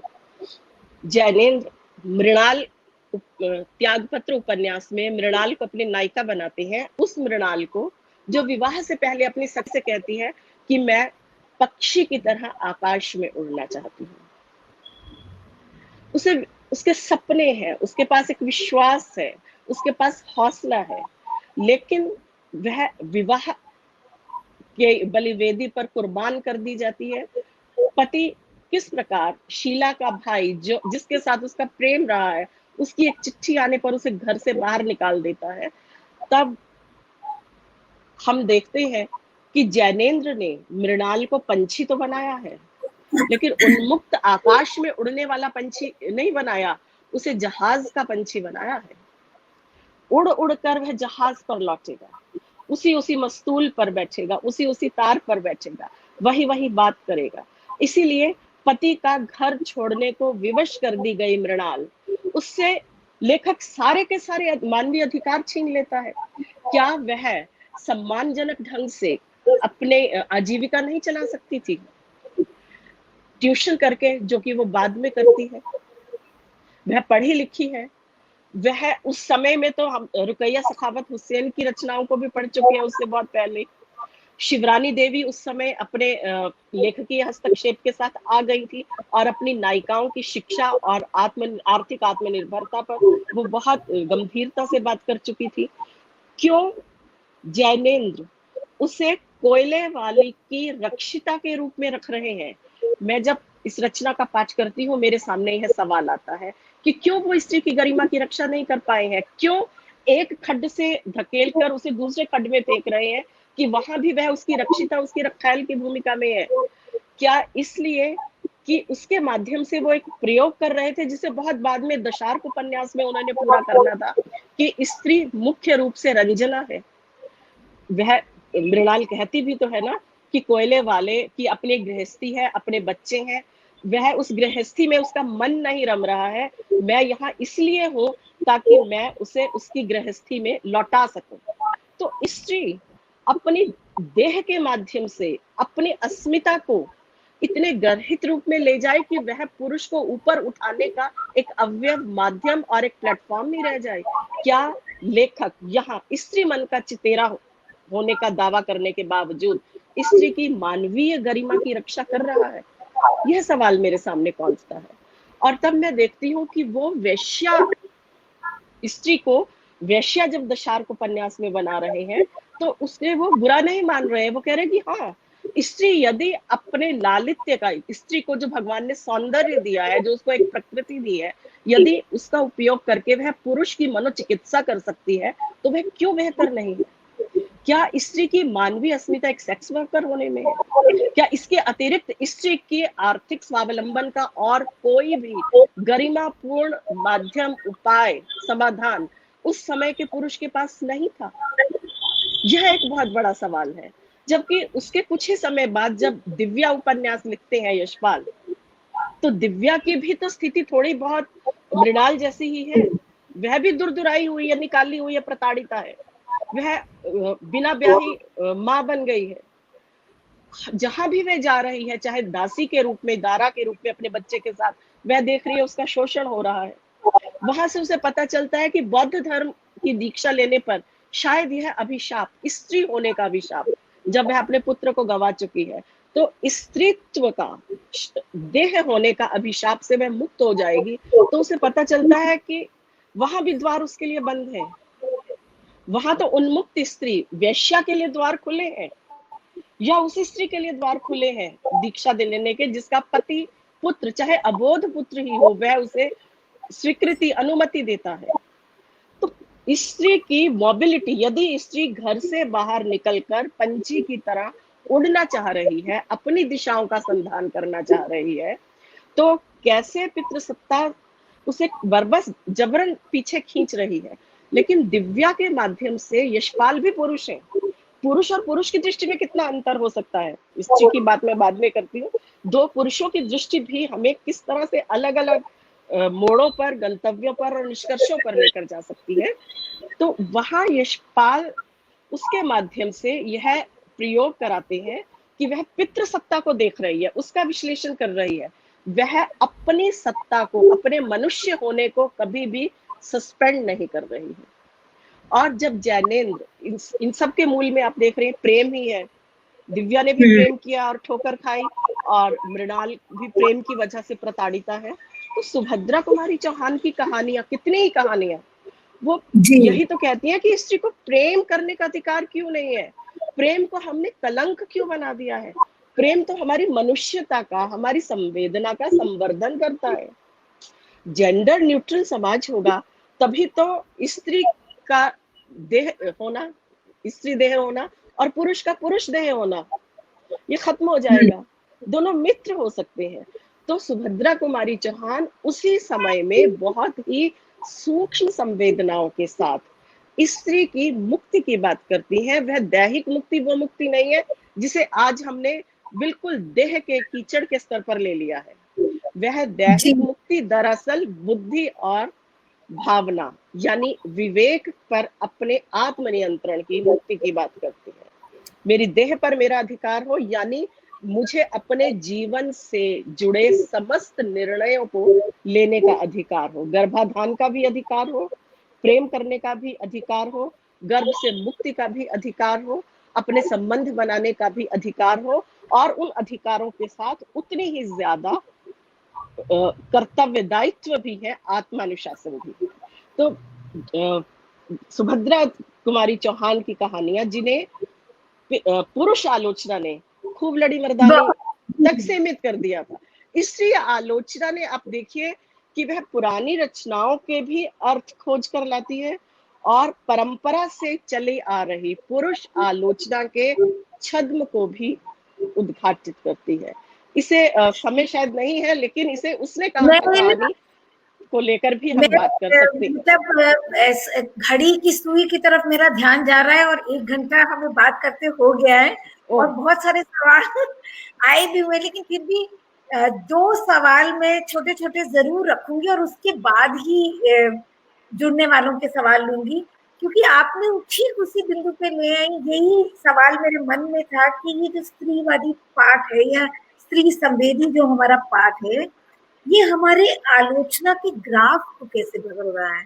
तो ये जो बात आप जिस बिंदु तक ले आए हैं, तो वो हमारे आलोचना के ग्राफ को कैसे बदल रहा है, वो हमारे आलोचना के मानकों को कैसे बदल रहा है, उस पर एक संक्षिप्त टिप्पणी कीजिए और फिर मैं जुड़ने वालों के सवाल के लिए। देखिए, मैंने जो आपको बताया कि यह एक तो जो आप कह रही हैं कि ये ठीक वही सवाल या वही चिंताएं जो मैं बोल रही हूँ, दरअसल रेखा जी ये मेरी और आपकी चिंताएं नहीं है, यह हर जी। चेतन स्त्री की, हर संवेदनशील स्त्री संवेदी हृदय की चिंताएं है। उसका जेंडर कोई भी हो सकता है। तो यह हमारे समय की चिंताएं हैं और इन चिंताओं के साथ जब हम आगे बढ़ते हैं तो निश्चित रूप से हम सहकारिता में, हम अकेले कोई आंदोलन नहीं कर सकते, हम सब मिल हम सबके मिले हुए कंठस्वर ही एक नई आवाज पैदा कर सकते हैं। तो यह जो स्त्री आलोचना में हस्तक्षेप स्त्रियों द्वारा, आलोचना में एक बड़ा हस्तक्षेप स्त्री रचना का स्त्री आलोचकों द्वारा तो हो ही रहा है, यह हमें मानना चाहिए। मैं एक छोटी सी कहानी, आपने जो कहा कि कैसे हो रहा है, हम पूर्वाग्रहों जो पितृसत्ता द्वारा निर्मित दृष्टियां, संस्कार, पूर्वाग्रह है जिसे हमने गिवन, मैथ्स में होता है ना गिवन, जो दिया गया है, प्रदत्त है, जी, जी, जिसे बिल्कुल। हमने इनहेरिट कर लिया होता है, इंटरनलाइज भी कर लिया होता है, वह क्योंकि हम अलग दृष्टि से देख रहे हैं तो हमारा प्रस्थान बिंदु ओरिएंटेशन नहीं रहता, डी ओरिएंटेशन। पितृसत्ता जो हमें दे रही है, चूंकि वे सारी की सारी निष्पत्तियां, वे सारी की सारी विषमताएं, शोषण, पुचकार और महिमा मंडन के माध्यम से शोषण की महीन अंतरधाराएं, वो तो हमें पता चलती है ना। जी। तो वो हमारा एक दर्द बन जाती है। वह दर्द हमें बताता है कि मनुष्य होने की कवायद में पितृसत्ता हमें कितना पीछे धकेल रही है और पुरुष को मनुष्य होने का भ्रम देकर उसे कितना वहशी बना रही है, उसे कितना असंवेदनशील बना रही है। तो जब हम अपनी रिक्तियों को जानते हैं तो हम पितृसत्ता की स्लेट पर जो हमने लिखा है उस ओरिएंटेशन को, उस मेंटल ओरिएंटेशन को हम डी ओरिएंट करते हैं। तो सबसे पहला सबक तो डी ओरिएंटेशन का है। जब हम डी ओरिएंटेशन करेंगे और जेंडर न्यूट्रल अपनी आइडेंटिटी लेंगे तो हमें बहुत सी वो चीजें दिखेंगी जिसे हम दृष्टि ओझल करते रहे हैं। जैसे उसने कहा था, कहानी को लेकर मैं बात करूं, एक छोटी सी बात, जो जेंडर न्यूट्रल की बात कही आपने, मैंने कई मंचों से जेंडर न्यूट्रलिटी की बात की, लेकिन मेरा पूरा अध्ययन उस पर था, लेकिन मुझे जो जवाब मिले सब तरफ से वो यही मिले कि जेंडर न्यूट्रल होना तो एक यूटोपिया जैसा है, ये सिर्फ आपकी सोच में हो सकता है, समाज में नहीं होगा। देखिए आज जो यूटोपिया है, अगर वो हमारी सोच का हिस्सा है, हमारी क्रिया का हिस्सा है, हमारे आंदोलन का हिस्सा है, हमारे रोजमर्रा की जिंदगी का हिस्सा है, तो वह एक रियलिटी में तब्दील होता है। यूटोपिया का अर्थ होता है नोवेयर, लेकिन हाँ, आज जो नोवेयर है, आज जो नोवेयर है, कल वो रियलिटी बनेगा। अगर हम यह मानकर चले कि जेंडर न्यूट्रल समाज हो ही नहीं सकता, तो हमने तो हथियार फेंक दिए ना। तो जी बिल्कुल बिल्कुल। हम लड़ाई लड़ने का भ्रम क्यों दे रहे हैं किसी को? आत्म और प्रवंचनाएं हैं ये। जब हम नागरिकता की बात कर रहे हैं तो नागरिकता तो जेंडर न्यूट्रल ही है ना। जेंडर न्यूट्रल है, यह एक संस्कार है, डी ओरिएंटेशन। इसीलिए मैं कहती हूँ कि एक ही महत्वपूर्ण चीज है डी ओरिएंटेशन। तब आपको दिखेगा कि वहां प्रेम, उसने कहा था हमें प्रेम की बात हो रही है या इमोशनल ब्लैकमेलिंग की बात हो रही है। हम उस कहानी को क्यों बढ़ाते जा रहे हैं उसी रूप में? स्त्री विमर्श को आए 75 के बाद भारत में जी आहटें जी आई, लेकिन 90 के दशक से तो बहुत प्रखर ढंग से आया है। 90 के दशक के बाद से भी क्यों? उसने कहा था एक अद्भुत प्रेम कहानी है। हमारे जी जैसा एक पाठ ये तो कह रहा है ये प्रेम कहानी नहीं है भाई, ये अपने पति और अपने पुत्र की जान बचाने के लिए उस भूले बिसरे लहना सिंह को मोहरा बनाया जा रहा है, प्रेम की बात की जा रही है, उसकी इमोशनल ब्लैकमेलिंग की ये कहानी है। हम एक प्रश्न, क्यों नहीं नए अर्थों को भरकर अपनी दृष्टि को नए ढंग से संचरित और संचालित होने का मौका देते? स्त्री विमर्श सिर्फ इतनी सी ही तो मांग कर रहा है। आंख पर जी पट्टी बांधेंगे तो हम गांधारी बनेंगे, जी जी। आंख से पट्टी रजनी खोलेंगे तो सिसोदिया हम यहाँ एक द्रौपदी। सवाल पूछ रही हैं कि रोहिणी जी, एक बात पर जरूर विचार कीजिएगा, बायोलॉजिकल उत्तराधिकार के सिद्धांतों का कुल रक्त और जाति की शुद्धता से भी संबंध है। हाँ, लेकिन अब आप देखिए कि लिव इन रिलेशनशिप, नहीं लेकिन इसको मैं ये तो बात ठीक कह रहे हैं, इसमें ये बहुत ही सोच विचार के ये प्रश्न है, और ये हमें जानना चाहिए कि जुडिशरी अभी बहुत पीछे है। जी जुडिशरी का चरित्र, संस्थाओं का चरित्र अभी पितृसत्तात्मक सोच से आगे बंधा हुआ है। शार्दुला की जो टिप्पणी है वो कहीं ना कहीं सवाल से जुड़ी हुई है। वो कह रही है, मुझे लगता है समता की राह में सबसे बड़ा रोड़ा है धन, बाकी सब मैनेज किया जा सकता है, बहुत सारी अलाइनमेंट्स पावर और धन के साथ हैं। यानी जो जेंडर डिस्कोर्स है वो एक तरह का पावर डिस्कोर्स है। बिल्कुल, जेंडर डिस्कोर्स पावर डिस्कोर्स बनाया गया है, लेकिन ये पावर डिस्कोर्स के खिलाफ उठने वाली मानवीय संवेदना है। ये हम जब हम वादों में घिरेंगे, तभी मैं कहती हूँ कि वादों में घिरेंगे तो यह एक राजनीति से संचालित हो रहा है, उस राजनीति के पीछे धन भी है। लेकिन इसीलिए मैं वाद से मुक्त होकर, वाद की घेरेबंदी से मुक्त होकर मैं यह कहना चाहती हूँ कि हम स्त्रियां क्यों किसी के निर्देशों पर चले? हमारे सुख दुख तो साझे हैं, हमें जी एक सी चोट लगी है, एक से सपने हैं। आप जैसे कह रही हैं कि ये जो मैं कह रही हूँ वो आपकी भी आवाज है, सबकी आवाज है वो। तो हम क्यों नेतृत्व किसी एक वाद को, किसी एक एकेडमिक ग्रुप को, किसी एक नेता को, किसी एक धार्मिक यत्ता को, किसी एक सर्वोच्च सत्ता को देते हैं? हम टकराए। और ये जो धन की बात, मैं यहाँ ये भी धन की बात आई, तो हमें मार्क्स ने ये कहा, और उसी को अनुगूंज हमें वर्जीनिया वुल्फ की किताब अ रूम ऑफ वन जोन में भी मिलती है, अपना कमरा में, कि $500 यानी एक निश्चित आर्थिक जी आय, आर्थिक आत्मनिर्भरता और अपना स्पेस, ये चीजें हो तो स्त्री मुक्त हो जाएगी। और मार्क्स कहते हैं कि आर्थिक रूप से स्त्री आत्मनिर्भर होगी तो उसकी पराधीनता समाप्त हो जाएगी। मैं इस महादेवी समय वर्मा मैं भी कह रही है, महादेवी महादेवी वर्मा भी वर्मा भी कहती कह है, रही है। बिल्कुल। सभी ये कह रहे हैं, आज भी बहुत से लोग कहते हैं।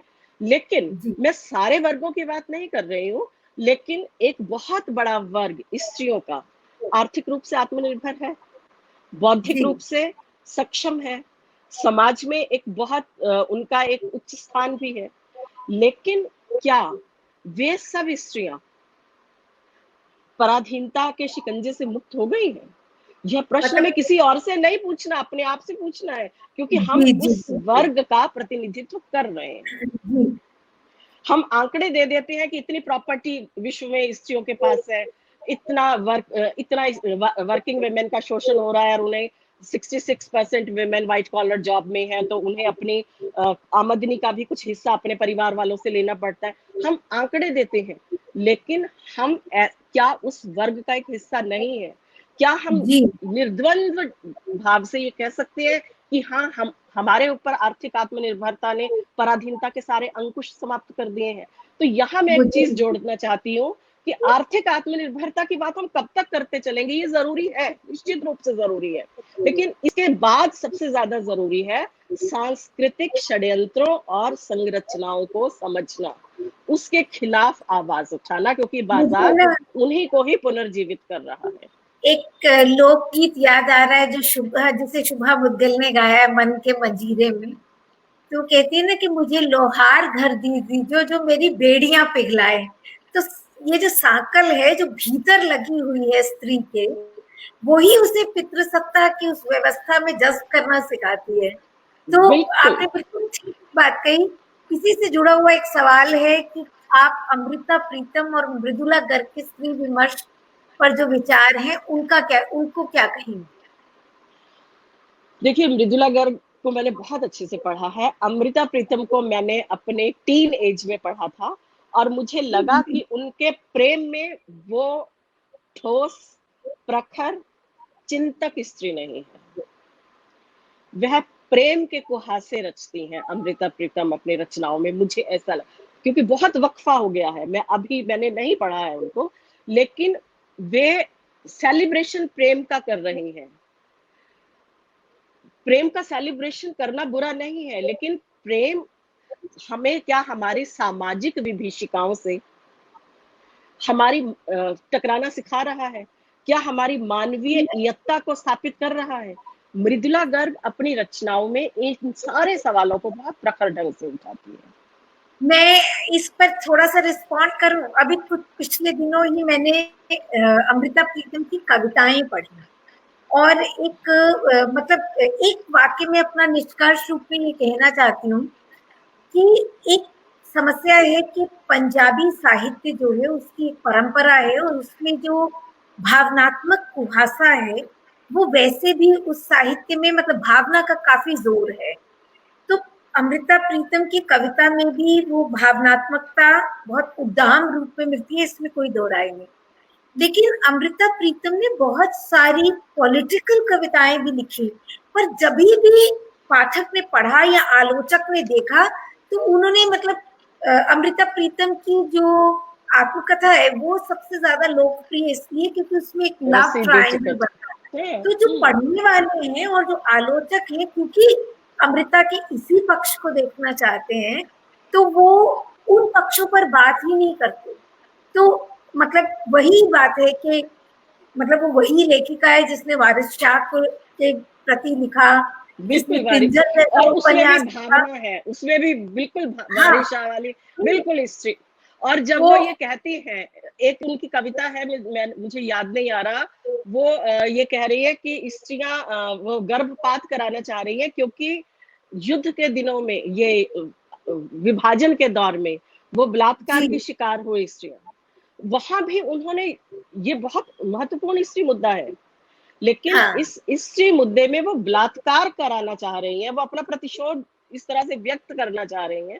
वो जितने भावना के भावुकता, देखिए, भावना अगर विचार के साथ मिली हो तो वह संवेदना का एक उन्नत रूप लेती है और उसमें विचार आता है।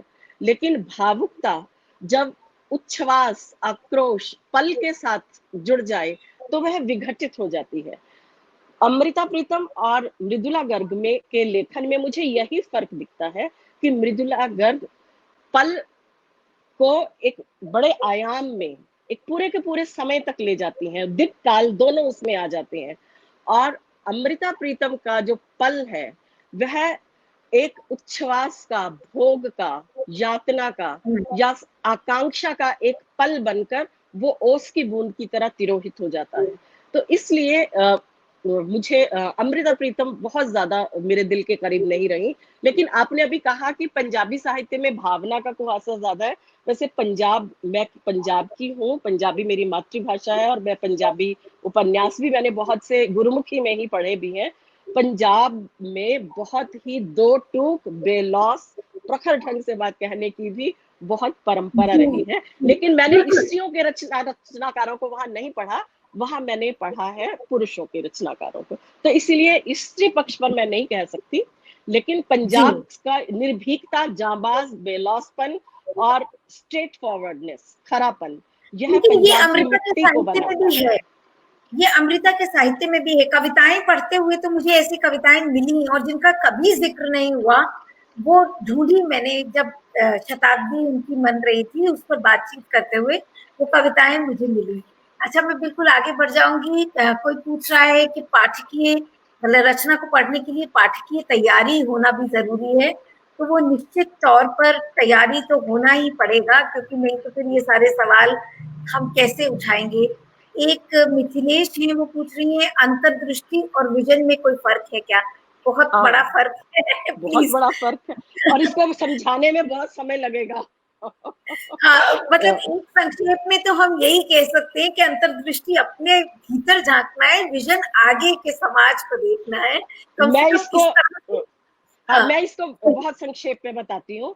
अंतर्दृष्टि अपने समय को, अपने आप को जानना है और उसमें जी, स्थित करना है। पड़ताल है, व्यवस्था की पड़ताल, शास्त्रों की पड़ताल, आचार संहिताओं की पड़ताल, अपने समय को यानी अतीत की ऐतिहासिक चेतना की पड़ताल और अपने समय को बनाने वाले राष्ट्रीय, अंतर्राष्ट्रीय, स्थानीय घटकों की पड़ताल। और विजन, जब यह पड़ताल हमें मिल जाएगी तो उसके बाद हमारी छोटी सी इयत्ता हम देखेंगे कि हमने कितने पूर्वाग्रह, कितनी मिथ्या प्रवंचनाएं, कितनी आत्मछलनाओं से अपने आप को बहुत ही सिकोड़ रखा है। तो यह अपने आप को प्रखर मनुष्य के रूप में उद्भासित करने की एक वैचारिक साधना है। और विजन उसके बाद है, विजन को हम ले सकते हैं, मेरा लक्ष्य क्या है। अब मुझे पता चला है कि मैं मानव के रूप में मैं जी, यह हूँ, मेरे सपने क्या है, मेरा लक्ष्य क्या है, मुझे कहाँ समाज में किस रूप में एक रचनात्मक योगदान देना है। तो विजन अपने सपनों का पीछा करते हुए समय पर अपने हस्ताक्षर करना है। तो दोनों चीजें पाठक को जरूरी है और पाठक को जी, बहुत बड़ी तैयारी करनी है और ये जीवन भर चलने वाली तैयारी है। किसी भी मोड़ पर हम ये नहीं कहते कि मुझे मेरा पाठ याद हो गया, क्योंकि जैसे जैसे हम ज्ञान के आगे बढ़ते हैं, अज्ञान ही हमें ज्यादा दिखाई पड़ता है। हमें लगता है कितना कुछ है जो हमें नहीं आता, हमें तो आता जो है वो तो कतरा भर भी नहीं है। तो यह स्थिति दरअसल अंतर्दृष्टि और विजन दोनों को शार्पन करने की एक साधना परक प्रक्रिया है। गीता श्री जी कह रही हैं अपने जेंडर से ऊपर उठकर लिखना संभव है क्या? ये साधना है। निश्चित तौर पे साधना ही है। और कुछ कमेंट्स हैं कि पुरुषत्व और स्त्रीत्व की भावना का तिरोहित होना केवल आपसी प्रेम पूर्ण संबंधों से पर निर्भर है। जब हम प्रेम करते हैं तो उसमें हम अपने अहम को तिरोहित करते हैं। ठीक बात कह रहे हैं आप। अ, एक तारावती मीना जी ने आपसे मित्रों मरजानी पर टिप्पणी करने को कहा है। ये लंबी टिप्पणी हो जाएगी, बहुत संक्षेप में अगर इस पर कुछ कह सकें तो। मित्रों मरजानी पर एक पूरा वक्तव्य मेरा कुछ दिन बाद आएगा, वहां चाहे तो ये सुन सकती हैं। और जी, अभी अगर हम यहाँ एक छोटी सी टिप्पणी में तो बहुत सी चीजें छूट जाती हैं। अ, जी। लेक अ, एक्चुअली ये टेक्स्ट ऐसा है, ये ऐसा पाठ है कि ऐसा लगता है कि जब तक इस पर बात नहीं की तो शायद स्त्री बात पर। एक मेरी अपनी भी ये रिजर्वेशन है कि कृष्णा सोबती के स्त्री पात्रों पर इतनी बात की गई कि जो उनके बड़े नागरिक अधिकारों के जो सवाल हैं, जो जनजीवन के सवाल हैं, जो भाषा के सवाल हैं, उन पर आलोचकीय टिप्पणियां कम हुई हैं। जो जो देखिए बहुत से ऐसा देखा है जाता है। कि किसी भी एक रचना में जीवन की तरह रचना को भी पढ़ने की बहुत सी दृष्टियां होती हैं। आप किसी से ये जी, अपेक्षा नहीं कर सकते कि एक ही आलोचक, एक ही पाठक समग्र दृष्टियों से करे। इंद्रधनुष में तो 7 रंग होते हैं ना, तो यानी 7 लोग मिलकर 7 अलग-अलग दृष्टियां, रंग, भेद, अस्मिताएं मिलकर ही तो उसे एक इंद्रधनुष बनाती हैं। जी, हम जी। क्यों क्यों आग्रह करते हैं अपनी बदहवासी में, अपने उतावलेपन में और सर्व ज्ञानी होने के एक अहंकार में कि हम सभी दृष्टियों से उसका अध्ययन कर सकते हैं। अगर मैं कृष्णा सोबती की स्त्री का एक दृष्टि से अध्ययन कर रही हूँ, तो कोई दूसरा कृष्णा सोबती की स्त्री का किसी और दृष्टि से अध्ययन कर सकता है, क्योंकि मेरा बिल्कुल, परिवेश, मेरा विजन, मेरी अंतर्दृष्टि दूसरे व्यक्ति से भिन्न हो सकती है। हमें हमारे अनुभव हमें वहां पहुंचने में मदद करते हैं। तो हम यह मान लें कि एक व्यक्ति को हमने महानता के उत्तुंग शिखर पर बिठा दिया है, हम उस पर प्रश्न नहीं कर सकते, या एक लेखक जिसे हमने गुरुदत्त या शिवानी की कहकर उसे हमने गंभीर साहित्य के परिधि से बाहर कर दिया है, उस पर हम गंभीरता से बात नहीं कर सकते। तो यह टैग लगाने वाले भाई हम होते कौन हैं? और अगर टैग लगा दिए गए हैं तो हम उसे क्यों माने? यह तो कोई बाध्यता नहीं है। तो मित्रों मरजानी का पाठ मैं खुद बता रही हूँ कि मैंने मित्रों मरजानी का जब पाठ किया 90 के दशक में, लेखिका की आंख से किया, अपनी आंख पर पट्टी बांधकर लेखिका की आंख से किया, तो मैं उन्हीं उन्हीं निष्कर्षों पर पहुंची। मुझे रचना में वही वही चीजें, मैंने एक पूरी किताब लिखी है एक नजर कृष्णा सोबती पर, लेकिन कृष्णा सोबती की मुरीद होकर लिखी है, उन्हीं के प्रभाव में। तो मुझे वही सब दिखाई पड़ा जो लेखिका कह रही है, लेकिन बहुत बाद में जब दोबारा पाठ किया तो मुझे उसमें बहुत सी रिक्तियां दिखाई पड़ी, बहुत से गैप्स, कि ये ऐसा क्यों है। एक तो किसी भी रचनाकार की रचना को जब रचनाकार का मूल्यांकन करें, हम एक रचना के आधार पर यदि उसका मूल्यांकन करते हैं, हम बहुत जल्दबाजी में करते हैं। रचनाकार का समग्र जीवन उसकी रचनाओं में छोटे छोटे आयामों के बाद आता है, जो उसके अपने विकास के ग्राफ को भी सुनिश्चित करता है। मित्रों मरजानी के बाद सूरजमुखी अंधेरे के पढ़िए, दिलो दानिश पढ़िए, ए लड़की पढ़िए, तो दिखाई पड़ता है कि जो मित्रों मरजानी पढ़ते हुए पहली बार परेशानी हुई थी कि यह मित्रों का घर लौटना, यह पितृसत्ता में लौटना तो नहीं है। यह एक प्रयोग किया है कि स्त्री की यौनिकता पर आत्मनियंत्रण की बात करते हुए लेखिका उसे घर की दहलीज से बाहर तो कर रही है, लेकिन वह स्त्री क्या मैं हूं, वह स्त्री मैं जी, नहीं हूं। क्योंकि मैं कुलीन, हमारे समाज में कुलीन और अकुलीन, ये दो स्त्रियों का बहुत बड़ा डिवीजन किया है, बहुत बड़ा भेद है। मित्रों एक वेश्या की पुत्री है, वेश्या की पुत्री से हम वो संस्कार, वो मर्यादा, वो उस आचार संहिता के पालन की उम्मीद हम नहीं करते जो कुल वधुओं के लिए की जाती है। तो मुझे सबसे पहले तो आधार मित्र मरजानी का भरभराता हुआ तभी दिखाई पड़ा कि क्या प्रश्न उठा कि क्या वेश्या की पुत्री को आज हमारी 21वीं सदी भी अपनी कुलवधु के रूप में स्वीकार करती है? नहीं स्वीकार करती। तो उस समय ये प्रयोग क्यों किया गया? ये प्रयोग हुआ तो किया है, तो क्यों किया, इस पर हमें बात करनी है। इसलिए किया कि जितना निर्लज्ज आचरण अपनी यौनिकता पर स्वतंत्रता का,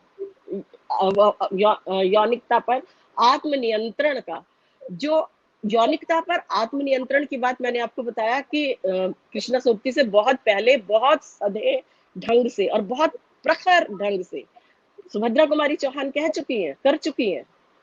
लेकिन यहाँ इतने वोकल, प्रगल्भ, मुखर ढंग से मानसलता की बात की जा रही है। वह मानसलता की बात, वह क्या एक कुलीन स्त्री के माध्यम से लेखिका ने क्यों नहीं कराई? पहला सवाल तो यह उठता है। दूसरे, क्या यह एक प्रयोग नहीं है कि स्त्री यदि घर की देहरी से बाहर निकलेगी, स्त्री यदि अपने यौनिकता पर आत्मनियंत्रण की मांग करेगी, तो उसका जीवन मित्रों की माँ बालो जैसा ही होगा, भट्ठी, जिसमें वह पता नहीं किस किस को पकाती है, और सूखी टटरी मसान सा घर। बहुत उन्होंने क्लियर और मुखर प्रगल्भ कृष्णा सोबती की विशेषता ये हम्म। है उनकी रचनाओं की कि वो बहुत बड़बोलापन है उनमें, और जहाँ लाउडनेस होती है, यानी आप चुप्पियों के माध्यम से सृजन का बहुत ही मीनिंगफुल मार्ग छोड़ देते हैं। उनकी चुप्पियां, उनकी बड़बोलापन वह आहत करता है। वह बड़बोलापन भीतर की महीन संवेदनाओं को छुपाने का एक जतन से ओढ़ा गया एक प्रयास लगता है। तो पंखुड़ी के लिए अब इतनी देर हमने कभी नहीं की है। हाँ, एक हम घंटे इसे का वाइंड अप कर। कार्यक्रम। हाँ, पंखुड़ी पूछ रही है मैं क्या करूं, इतने सारे सवाल हैं इसमें। स्त्री के बतौर नागरिक रात और सुरक्षा का अर्थ अलग है, उसके लिए उम्र का अर्थ अलग है, विदेशी नागरिक संघर्ष का अर्थ अलग है। क्या हिंदी साहित्य ऐसी कविताओं को स्वीकार कर रहा है?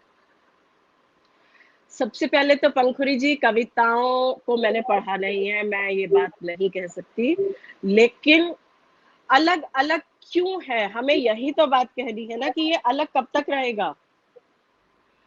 स्त्री के नागरिक अधिकार अलग क्यों है, स्त्री के लिए देह का अर्थ अलग है, तो यही तो हमारी संघर्ष का बिंदु है कि मेरी देह मेरे भीतर डर और ग्रंथियां असुरक्षा क्यों पैदा कर रही है, मेरी देह मेरे लिए एक बोझ क्यों हो गई है। तो इन सवालों का जवाब तो हमें ढूंढना है ना। मैं रोहिणी जी आपको सारे सवाल एक साथ पढ़ देती हूँ, फिर एक टिप्पणी में समेट लेंगे। वर्तमान परिदृश्य में स्त्री विमर्श केवल एक घिसा पिटा नारा बनकर रह गया है, क्या यह विमर्श अपने उद्देश्य से भटक गया है? इसका उत्तर वैसे आप दे चुकी हैं नहीं अपने। भटका, चलना है, मंजिलें बहुत है, धीरे धीरे चलेंगे ना सब। तारावती मीना जी कह रही हैं कई भारतीय व पाश्चात्य विद्वानों ने आलोचना को जीवन की आलोचना माना है, तो क्या रचना की आलोचना और जीवन की आलोचना को पर्याय के रूप में लेना चाहिए, या दोनों को बिल्कुल, अलग अलग दो अवधारणाएं मानकर ही चलना चाहिए? मैं ये बात कर चुकी हूँ पूरे उसके दौर में, बताते हुए कि किस तरह से आलोचक जब रचना की आलोचना करता है तो वो दरअसल रचना के माध्यम से जिंदगी की आलोचना कर रहा होता है, और रचना के माध्यम से वह अपनी दृष्टि उसमें डाल रहा होता है। इसीलिए आलोचना रचना का उपग्रह नहीं होती, वह एक स्वायत्त भाव से आलोचक का किया गया जिंदगी का पाठ होती है, जिसमें जिंदगी और रचना दोनों चीजें होती हैं। तो आलोचना जिंदगी के बृहत्तर कैनवस को ही अपने सामने रखकर चलती है। समाज तो स्त्री को प्राय देव ही समझता है। तो समाज की इसी सोच को ही तो भंग करना है। हम भी तो समाज हैं, समाज का हिस्सा है। यदि अधिसंख्य लोग हम यह मानते हैं कि नहीं है स्त्री, स्त्री मनुष्य हाँ, है, उसकी एक अस्मिता है, तो कौन हमें हमेशा देह मानता रहेगा। अपने ऊपर विश्वास और संघर्ष का हौसला, यही दो चीजें एक हैं जो हमें आगे ले जाएंगी। एक थी सारा की भूमिका में सारा की जिंदगी के दर्द को जिस तरह अमृता प्रीतम ने परपाया प्रवेश करके लिखा है, उसमें अमृता जी की दृष्टि मनुष्यता की संवेदना से युक्त है। ये प्रश्न एक तरह की टिप्पणी है।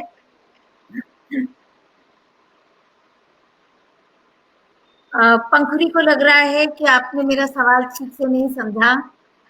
मैं पंखुरी से ऊपर बाद में बात कर लूंगी, अगर मुझे अगर उन्हें लग रहा है तो मैं पढ़कर उनसे बात कर लेती हूँ। जी, और बहुत आभार व्यक्त करना चाहती हूँ। इतना सुनने वालों ने इतने सवाल भेजे, तो इसका मतलब है कि उन्होंने मन से सुना, हमारी बातचीत के साथ एंगेज किया, और जो हमारी कोशिश है कि विचार विमर्श लगातार चलता चले, उस कड़ी में अपनी कड़ियां जोड़ी।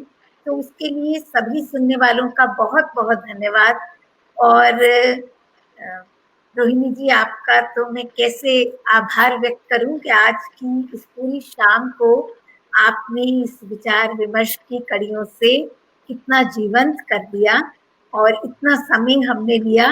हिंदी कविता के पेज को भी धन्यवाद कि हम ये बातचीत यहाँ कर सके। और मुझे लगता है कि स्त्री चिंतन की जो भी बातें हैं, उनमें ये संवाद जो आज हुआ है वो एक महत्वपूर्ण कड़ी की तरह होगा, और उसका एक पाठ रहेगा हम सबके बीच, जिसमें कि हम आगे जोड़ते रहेंगे। काफी साथियों ने इस बातचीत को बहुत महत्वपूर्ण और सार्थक माना है और आभार व्यक्त किया है। तो हम भी उन सभी का आभार व्यक्त करते हैं। कल शाम सबका 5 बहुत बजे बहुत आभार, शुक्रिया।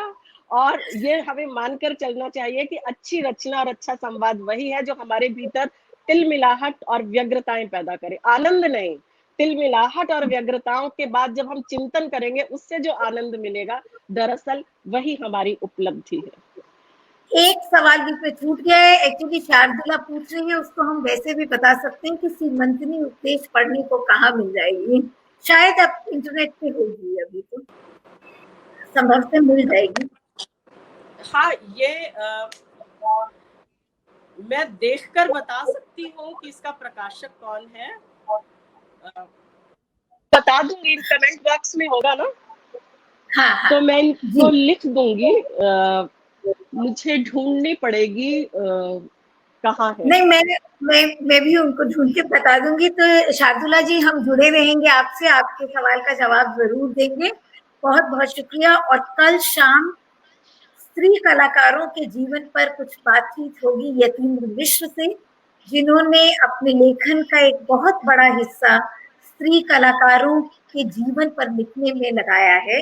तो कल शाम 5 बजे फिर मिलेंगे। नमस्कार। नमस्कार।